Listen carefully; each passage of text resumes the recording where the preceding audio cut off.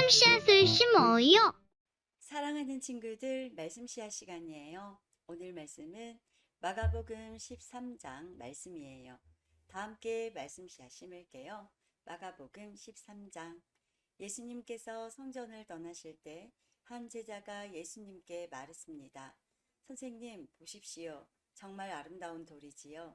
정말 아름다운 건물이지요. 예수님께서 이 큰 건물을 보느냐? 돌 위에 돌 하나도 남지 않고 완전히 무너질 것이다 라고 말씀하셨습니다. 예수님께서 성전 맞은편 올리브 산에서 앉아 계실 때 베드로, 야고보, 요한과 안드레가 예수님께 조용히 물었습니다. 우리들에게 말씀해 주십시오. 언제 이런 일들이 일어나고 이런 일들이 이루어질 때에 무슨 징조가 있겠습니까? 예수님께서 그들에게 말씀하기 시작하셨습니다. 아무도 너희를 속이지 못하게 조심하여라. 많은 사람들이 내 이름으로 와서 내가 바로 그리스도다라고 말할 것이다.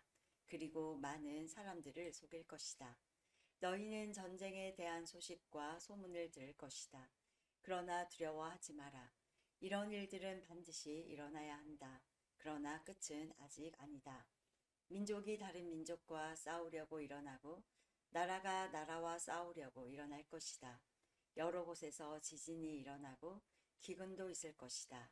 이런 것들은 출산하는 진통의 시작에 불과하다. 너희는 주의하여라. 사람들이 너희를 법정에 넘길 것이고 너희는 회당에서 매를 맞을 것이다. 너희가 나 때문에 총독들과 임금 앞에 서게 되어 그들에게 증언할 것이다. 그러나 먼저 복음이 모든 민족에게 전해질 것이다. 사람들이 너희를 체포하여 재판에 넘길 때 무엇을 말할까 하고 걱정하지 마라. 그때에 하나님께서 너희에게 주시는 것들을 말하여라. 말하는 것은 너희가 아니고 성령님이시다. 형이 동생을 죽게 내주고 아버지가 자식들을 내주고 자식들이 부모를 거역하여 일어나며 죽게 할 것이다. 내 이름 때문에 너희가 미움을 받을 것이다. 그러나 끝까지 견디는 사람은 구원받을 것이다. 멸망케 하는 혐오할 만한 것이 서 있지 않아야 할 곳에 서 있는 것을 보거든 읽는 사람은 깨달아라. 유대에 있는 사람들은 산으로 도망하여라. 지붕 위에 있는 사람은 집에 있는 것을 가지고 나오려고 내려와 들어가지 마라. 밭에 있는 사람은 옷을 가지려고 돌아서지 마라.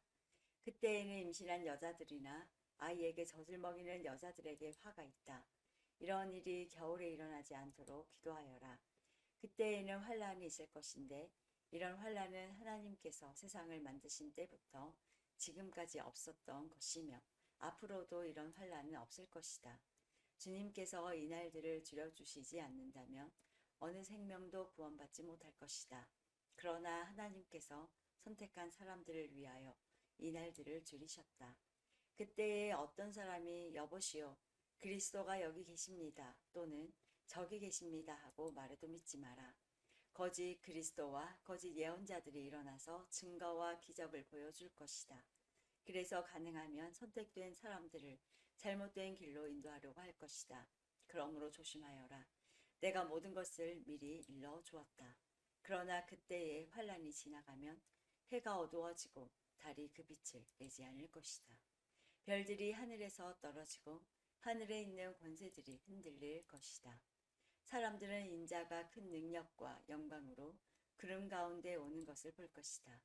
그리고 인자가 천사들을 보내어 땅끝에서 하늘 끝까지 사방에서 선택된 사람들을 모을 것이다.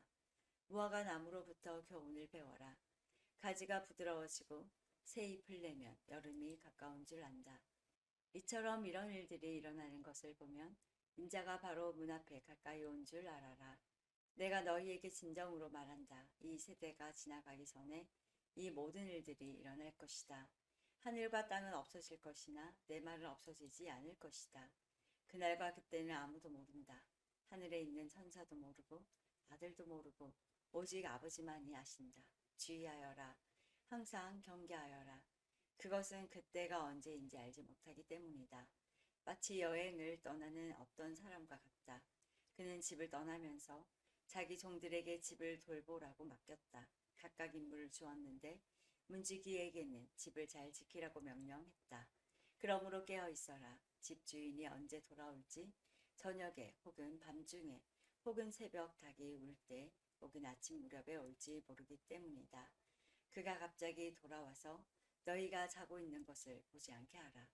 내가 너희에게 말하는 것은 모두에게 하는 말이다. 항상 깨어 있어라. 오늘도 말씀 씨앗 모두 잘 심었어요. 우리 내일 또 만나요.